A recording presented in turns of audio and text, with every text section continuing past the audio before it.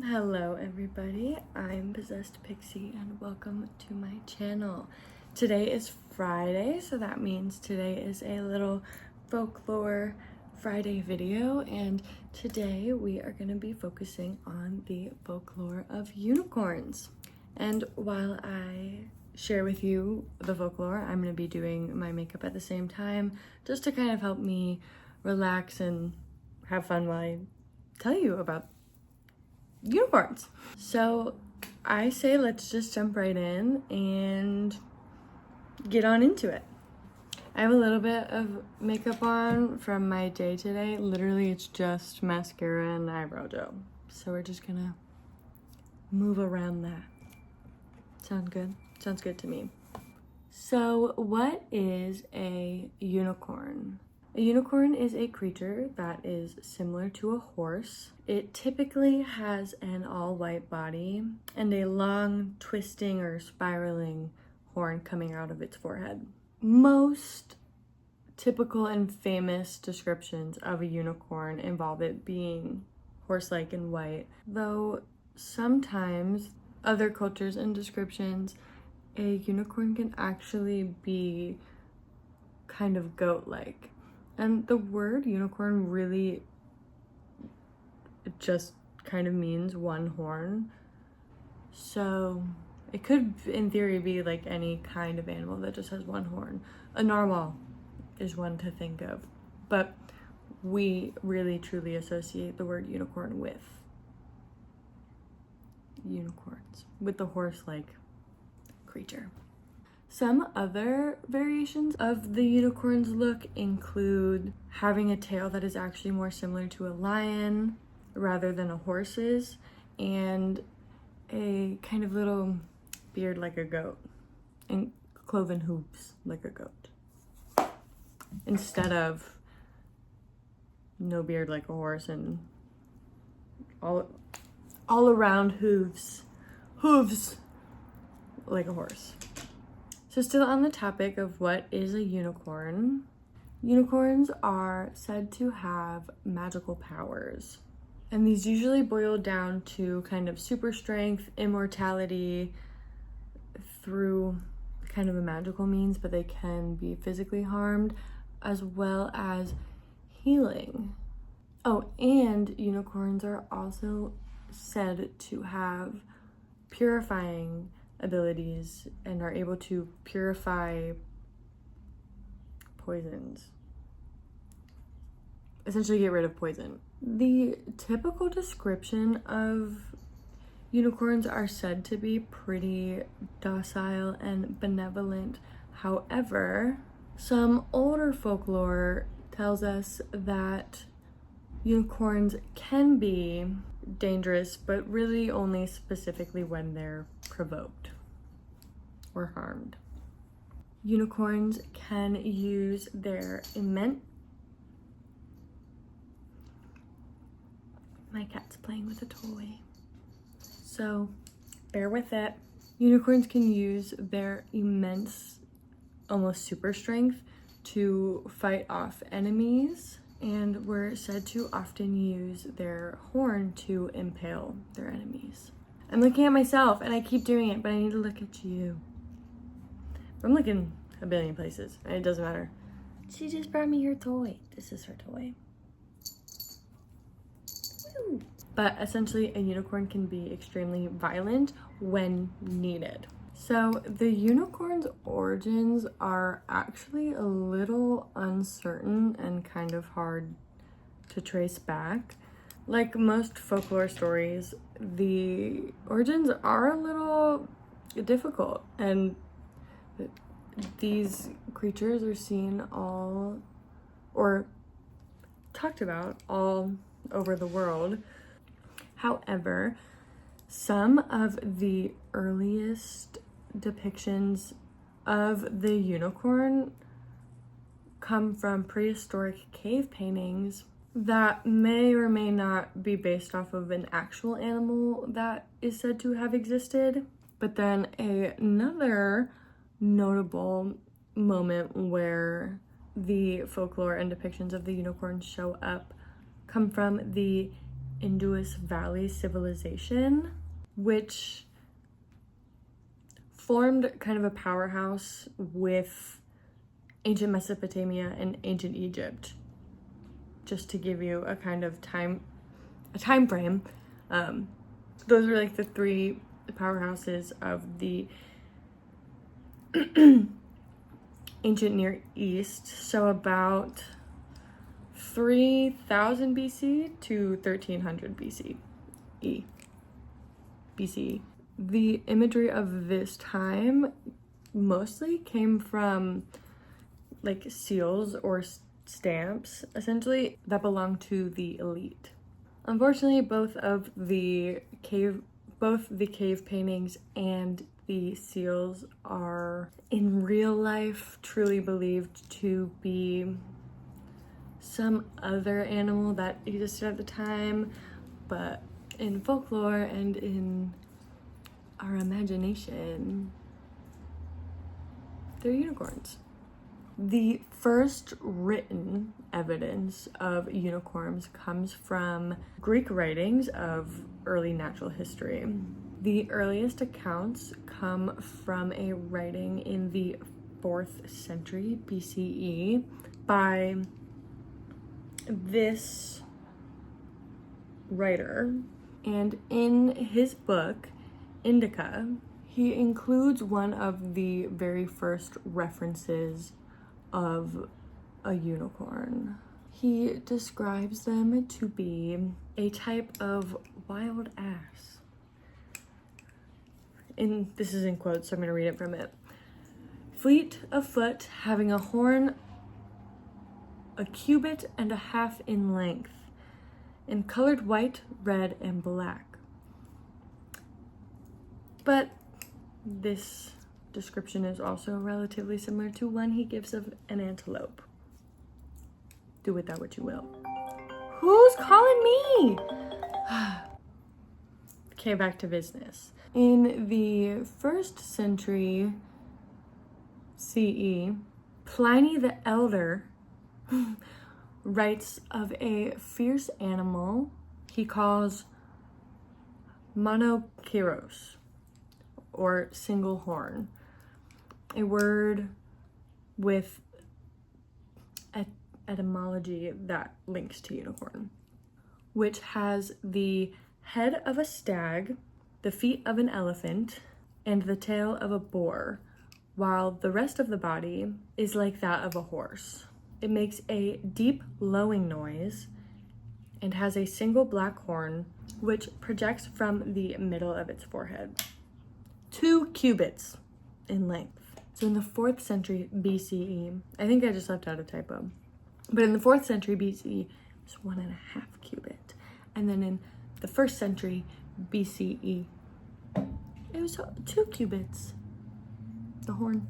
So Pliny the Elder's description was the first to like really in-depth write and describe the character traits of the unicorn, stating that they were amongst the fiercest animals in India and impossible to be captured alive. Writings from the 6th century BCE, I think I was wrong. I think it was 1st century CE, and then this is also.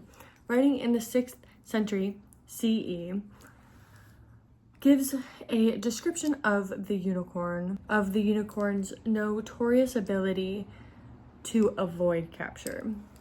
He tells us that the power that the unicorn holds resides in its horn, and when placed in danger, a unicorn would almost happily throw itself off a cliff to escape, landing expertly on the point of its horn. And with a combination of all of these accounts and even some of the predated elements, artifacts, is what birthed the unicorn folklore. Obviously, to this day, the unicorn is still pretty popular, and at some point around the 2nd century, the unicorn was picked up by, I think I'm jumping the gun. So I was saying it was popular and still is, and honestly really always has been, but I think one of the elements that really helped the unicorn gain popularity was that around the 2nd century, the unicorn was picked up by Christian beliefs, and it actually became a symbol for Jesus Christ himself. Believe it or not. That was news to me. I literally did not know that until I did this research.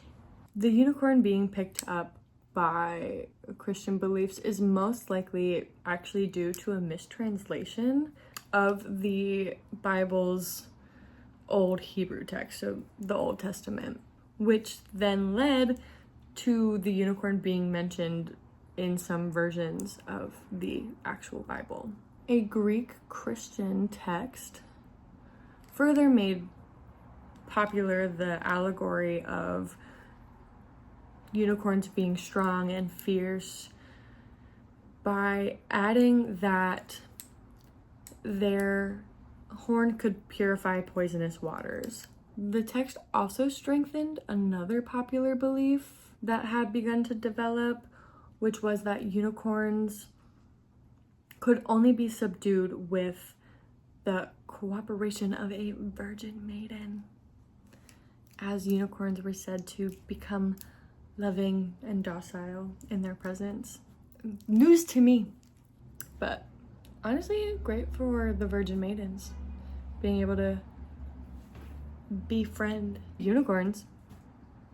I'm kind of jealous of them, to be honest.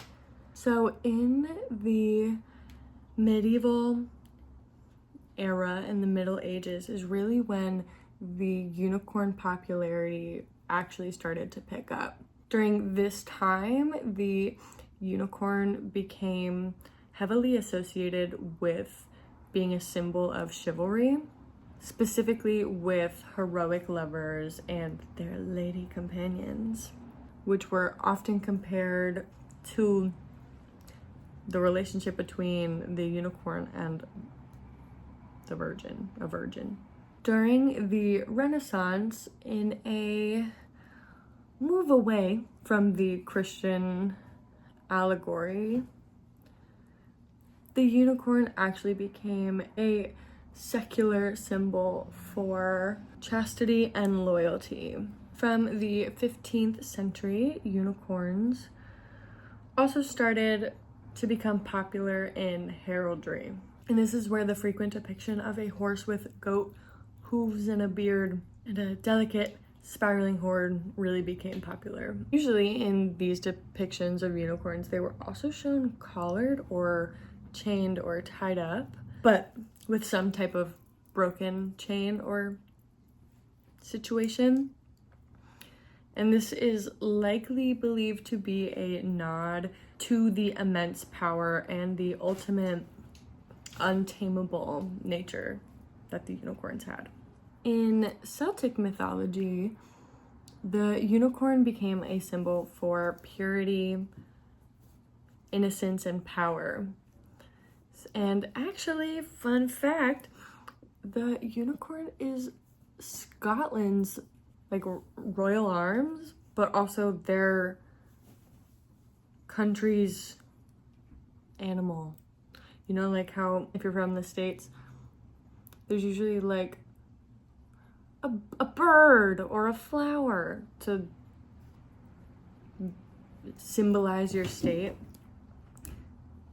Scotland chose the unicorn. And I think that's so fun and really kind of cool and not traditional and awesome. Due to the symbolism and the magical qualities associated with the unicorn and its horn, there are supposedly cups made out of unicorn's horns to be able to purify the beverage from potential poisons.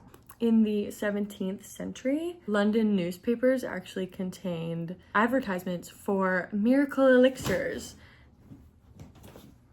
Cats are playing in their tunnel. So you're gonna, again, have to deal with that. Miracle elixirs made from true unicorn horns.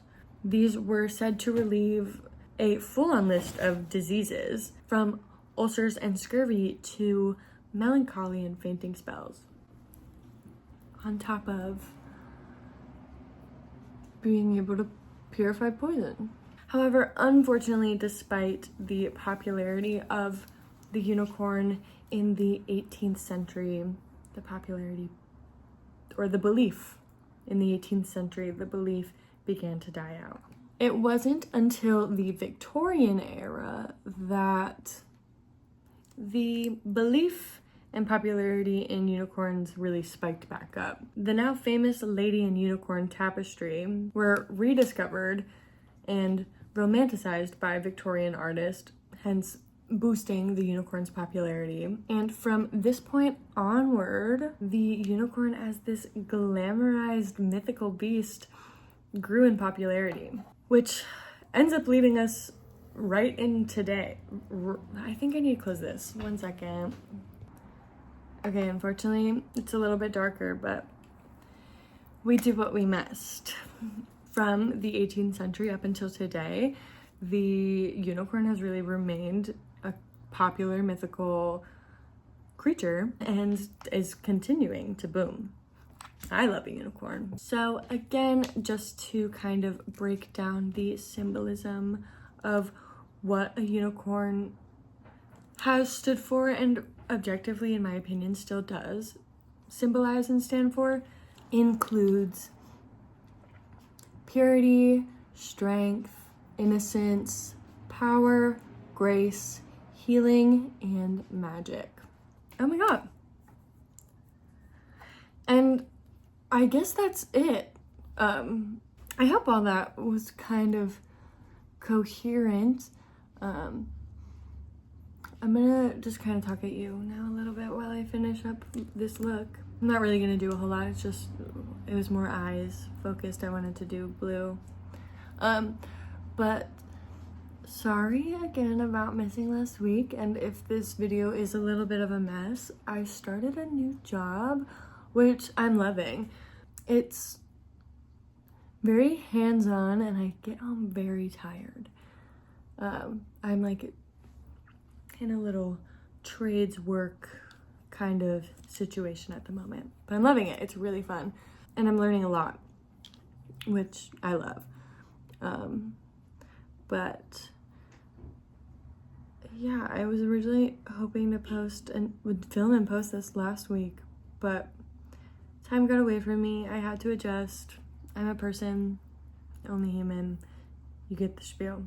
But really quickly, I'm gonna just finish putting mascara on and then I'm gonna line my lips and I'll be right back. So yeah, that about sums up the folklore of the unicorn. Thank you so much for joining me, and I will try to figure out my schedule and get regular about posting, and I appreciate you for being here and listening with me today.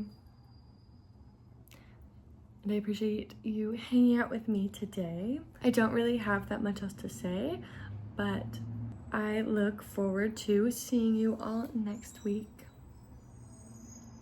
And I will see you all later. Bye.